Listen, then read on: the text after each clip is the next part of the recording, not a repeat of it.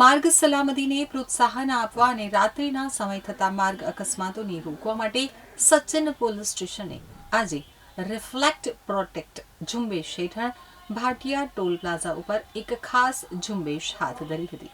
આ ઝુંબેશ દરમિયાન 100થી વધુ ભારે વાહનો ઉપર રિફ્લેક્ટિવ ટેપ લગાવવામાં આવી હતી.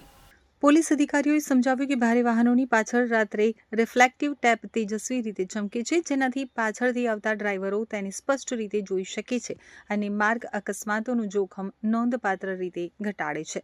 સચિન પોલીસ દ્વારા આ જનજાગૃતિ ઝુંબેશનો મુખ્ય ઉદ્દેશ્ય વાહન ચાલકોમાં માર્ગ સલામતી અંગે જાગૃતિ લાવવાનો અને અકસ્માતો અટકાવવાનો છે. ઝુંબેશ દરમિયાન ડ્રાઈવરોને ટ્રાફિક નિયમોનું પાલન કરવા અને તેમના વાહનો પર રિફ્લેક્ટિવ ટેપ લગાવવામાં આવી હતી. સચિન પોલીસ સ્ટેશન વિસ્તારમાં આપણે ભાટિયા ટોલ પ્લાઝા આવેલું છે.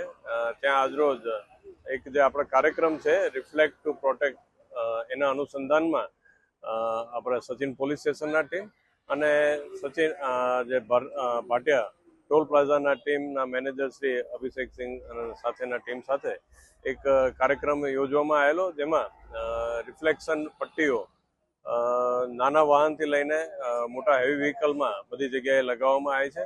જેનો ઉદ્દેશ્ય એ છે કે રાત્રિના સમયે અકસ્માતોનું જે પ્રમાણ છે એ ઘટે. કારણ કે ઘણી વખત બનતું એવું હોય છે કે રિફ્લેક્શન નહીં હોવાના કારણે, વાહન નહીં દેખવાના કારણે અકસ્માત બનતા હોય છે.